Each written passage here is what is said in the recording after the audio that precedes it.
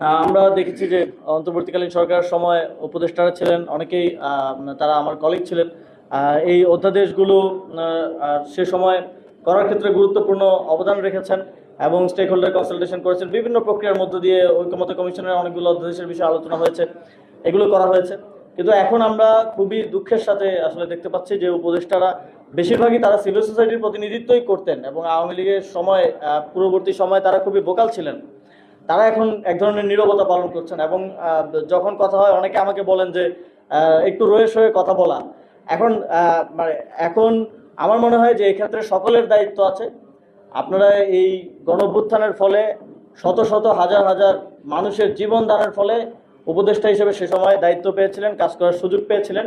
শুধুমাত্র সেটা করে দিলে এটা কোনো মানে গভর্নমেন্ট জব না, আমাকে চাকরি থেকে ফায়ার করে দিলেও শেষ। এটার একটা জাতীয় দায়িত্ব আপনাদেরও আছে।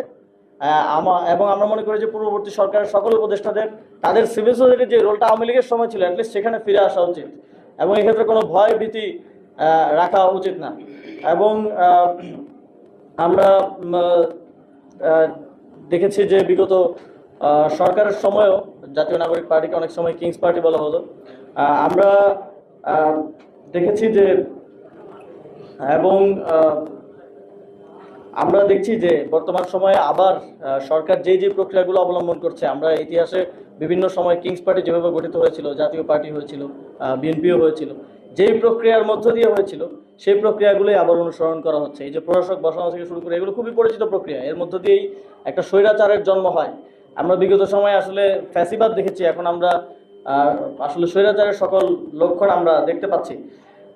আমরা এই গণভোটের যে বিষয়টা, এটাকে অনেকে বিভিন্ন আলোচনায় আমি দেখছি যে জিয়াউর রহমানের সময় যে গণভোট করা হয়েছিল সেই গণভোটের সাথে তুলনা করা হয়। এটার একটা সুস্পষ্ট পার্থক্য আছে। জিয়াউর রহমানের সময় এই গণভোটের মাধ্যমে লেজিটিমেসি নিয়ে কার্যক্রমের প্রতি এবং এই যে বিভিন্ন প্রসেসের মধ্য দিয়ে তখন এবং এজেন্সিকে ব্যবহার করে একটা কিংস পার্টি তৈরি করার জন্যই মূলত এই পুরো প্রক্রিয়াটা করা হয়েছিল। কিন্তু এবারের গণভোটটা হয়েছে বাংলাদেশের এই রাষ্ট্রের কাঠামোগত সংস্কারের লক্ষ্যে এবং এবারের গণভোটে জনগণ এই কাঠামোগত সংস্কারের পক্ষে হ্যাঁ ভোট দিয়েছে এবং এটাকে বিজয়ী করেছে।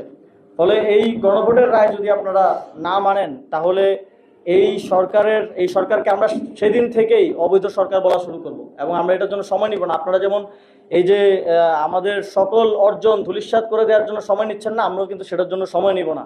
আপনারা যেটা বলছেন যে অনেক সময় আপনারা বলেন, বিভিন্ন ইন্টারনাল আলোচনায় বলেন যে 15 বছরের অভ্যুত্থান হবে না, 20 বছরের হবে না। তো এটার নজির আছে বাংলাদেশে যখন 69-এর অর্জনটা রক্ষা করা যায় নাই, 71-এই মুক্তিযুদ্ধ হয়েছে। তো আবার 24-এর অর্জন রক্ষা করা না গেলে আবার 26-27-ও এরকম কোনো ঘটনা ঘটে যেতে পারে। আমরা জাতীয় নাগরিক পার্টির পক্ষ থেকে আমরা শুরু থেকে বলে আসছি যে এই সরকারকে আমরা সহযোগিতা করতে চাই একটা সুন্দর বাংলাদেশ বিনির্মাণের জন্য, কিন্তু আপনাদের সদিচ্ছা না থাকার কারণে আমরা সেটা পারছি না। এবং আমরা এখনো বলতে চাই যে বৈশ্বিক ক্রাইসিস এখন চলমান আছে, এই ক্রাইসিস মোকাবেলার ক্ষেত্র এবং একটা সুন্দর বাংলাদেশ গড়ার জন্য আমরা সকল স্টেক হোল্ডাররা একসাথে মিলে কাজ করতে চাই। বিরোধী দলের বা বিরোধী জোটের কোনো চিন্তাই ছিল না এত দ্রুত সময়ের মধ্যে রাজপথে নামার। আমরা চিন্তা করছিলাম আবার সাংগঠনিক রাজনীতি গুছিয়ে এবং স্থানীয় সরকার নির্বাচনের দিকে ফোকাস করে সবাই কাজ করব। কিন্তু আমরা যেই পরিস্থিতিতে আপনারা আমাদেরকে ফেলে দিয়েছেন, আমাদের সাংসদরা কথা বলতে পারছেন না, ইভেন গণভোট নিয়ে কথা বলার জন্য একটা দীর্ঘ নাটকীয়তার মধ্যে কথা বলার সুযোগ পাচ্ছেন এবং সেটাকে কোনো ধরনের তোয়াক্কাই করা হচ্ছে না। এই পরিস্থিতিতে আমাদের আসলে রাজপথে নামা ছাড়া কোনো উপায় ছিল না এবং সামনের দিনে হয়তো আমাদের এই আন্দোলন আরও বড় পরিসরে আমাদেরকে ভাবতে হতে পারে এবং সেক্ষেত্রে এটা কারোর জন্যই ভালো হবে না, এটা ওভারঅল বাংলাদেশের জন্য একটা ক্ষতি হবে। সেজন্য আমরা আপনাদেরকে আহ্বান জানাতে চাই, এখনও আপনারা হুঁশে ফিরে আসুন এবং আপনারা মনে করুন যে আপনাদের সাথে বিগত সময়ে কি কি হয়েছিল এবং সেই জায়গা থেকে সদিচ্ছা দেখান এবং একসাথে আমরা একটা সুন্দর বাংলাদেশ গড়ি। অন্যথায় আমাদের জনগণের কাছে ফিরে যাওয়া ছাড়া এবং জনগণকে আমাদের সাথে নিয়ে আসা ছাড়া আর কোনো উপায় থাকবে না।